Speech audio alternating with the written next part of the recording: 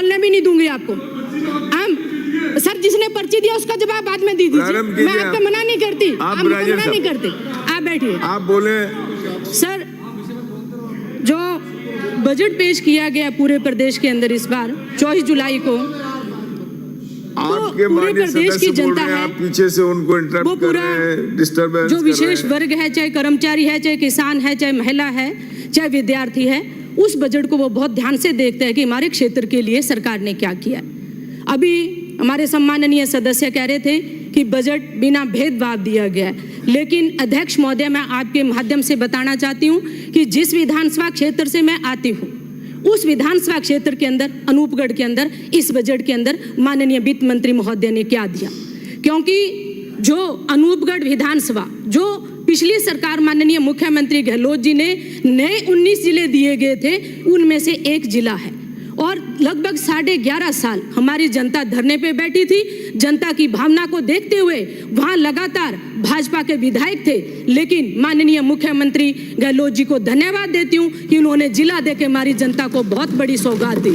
अभी मेरे से पहले मेरे माननीय सदस्य कह रहे थे कि रेवड़ियां बांटी हैं, जिले आनंद फानन में बांटे, तो मैं मेरे माननीय सदस्य, मेरे भाई को कहना चाहती हूँ जिले का क्या महत्व है। वो भारत और पाक पे बसी हुई विधानसभा क्षेत्र जिसका अनूपगढ़ हमारा मुख्यालय, मैं बताती हूँ आपको कि जब 150 किलोमीटर 175 किलोमीटर आप अपने घर से उठकर जिला हेडक्वार्टर जाते हो तो आपको वहां कोई कर्मचारी अधिकारी नहीं मिलता है, लेकिन जब वापस आते हो तो गांव और ढाणी को जाने के लिए आपको साधन नहीं मिलता है। लेकिन जो सौगात देकर जिले की हमें मुख्यमंत्री गहलोत जी ने दी थी, पूर्ववर्ती कांग्रेस सरकार ने दी थी, मैं धन्यवाद देना चाहती हूँ। लेकिन अभी भाजपा की सरकार ने क्या, मेरा अध्यक्ष महोदय आपके माध्यम से माननीय मुख्यमंत्री जी से और वित्त मंत्री से निवेदन और जानना चाहती हूँ, क्या आप अनूपगढ़ को जिला मानते हो?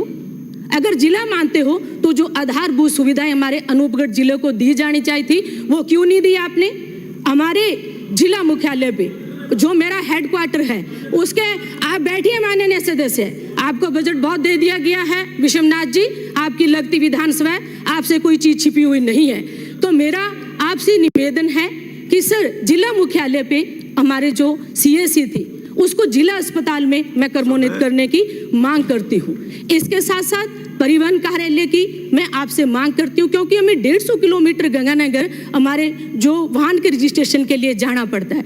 इसके साथ साथ जो हमारा गढ़साना क्षेत्र है, लगभग 30 से 35 हजार की आबादी है, उसके अंदर पंचायत समिति है, उपखंड कार्यालय है, एडीजी कोर्ट है और हमारी बहुत बड़ी धान मंडी है। उसको मैं आपसे निवेदन करती हूँ कि सर आप गढ़साना को नगर पालिका जो हमारी 3 STR 2 STR 1 STR 84 जो 4 पंचायतें लगती हैं, वहाँ आप नगर पालिका देके जनता को जो हमारी निकासी से संबंधित समस्याएं हैं और भी बहुत सी समस्याएं, उनसे आप निजात दीजिए। और इसके साथ साथ सर मैं आपसे निवेदन करती हूँ कि जो मेरा विधानसभा के क्षेत्र है, अभी अध्यक्ष महोदय आपने भी अपने भाषण में कहा था कि नशा बहुत, जो मेरी अंतर्राष्ट्रीय सीमा पे बसी हुई विधानसभा क्षेत्र है, लगभग पिछले 6 महीने में 10 बार ड्रोन के माध्यम से ड्रग और हीरोइन गिराई गई थी।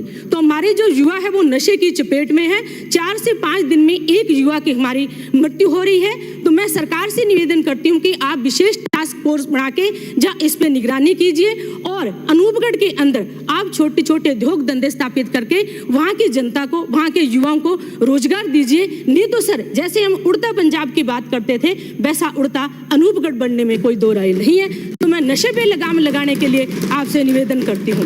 इसके साथ साथ सर मेरी जो विधानसभा है कृषि प्रधान है, हम सिंचाई के पानी पे निर्भर करते हैं, लेकिन जो किसानों के संबंध में आप कह रहे हो कि हमने बहुत कुछ दिया है, लेकिन सर गेहूं के ऊपर आपके घोषणा पत्र में 2700 रुपये प्रति क्विंटल आपने देने की बात कही थी। अभी 2275 रुपये प्रति क्विंटल प्लस 125 रुपये आपने बोनस दिया, तो मात्र 2400 रुपया हो रहे वहाँ। ज्वार और बाजरे पे MSP की बात की, उसकी क्या हुई बताइए? तो 300 रुपये प्रति क्विंटल एक किसान को नुकसान हो रहा है। इसके अंदर किसान के संबंध में आप क्या कहेंगे?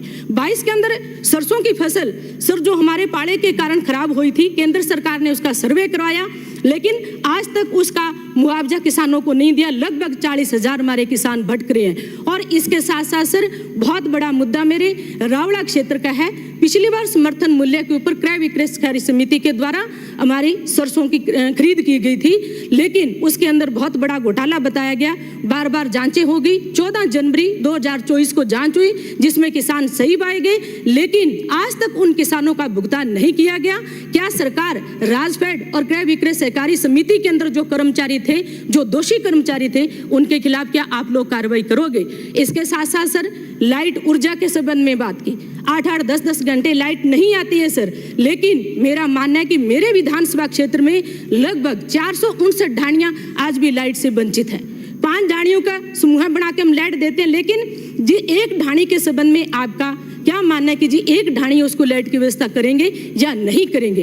इसके साथ साथ पिछली सरकार ने 100 यूनिट घरेलू कनेक्शन के ऊपर लाइट फ्री दी थी, इसके आपके ऊपर क्या कहना है? किसानों को फ्री कृषि कनेक्शन दिया गया, 2000 यूनिट हमें लाइट फ्री दी गई। क्या सरकार उस योजना को चालू रखेगी क्या? इसके साथ साथ सर मैं माननीय जो हमारे वित्त मंत्री हैं, एक महिला होने के नाते उनसे मांग करती हूं कि गड़साना के अंदर जो मेरा 2.5 लाख की आबादी का विधानसभा क्षेत्र आता है, एक भी कन्या महाविद्यालय नहीं है। तो मेरा आप सभी से निवेदन है कि 12वीं के बाद एक गरीब बच्चे को अपनी बच्ची की उच्च शिक्षा के लिए अगर कहीं भेजना चाहे, जहाँ प्राइवेट संस्थाओं में वो अध्ययन नहीं करवा पाते हैं कॉलेजों के अंदर, तो कन्या महाविद्यालय की मैं मांग आपके माध्यम से सरकार से करती हूँ। और इसके साथ साथ सर मेरा आप सभी से निवेदन है कि घग्गर नदी जो हिमाचल की शिवालिक पहाड़ियों से निकलते हुए हमारे जो हरियाणा, पंजाब और राजस्थान से होते पाकिस्तान को पानी जाता है, और सर उस पानी को अगर डैम बनाकर उस नदी को वहाँ उस पानी संचित किया जाए, और जब नहरबंदी आती है IGNP तो उस समय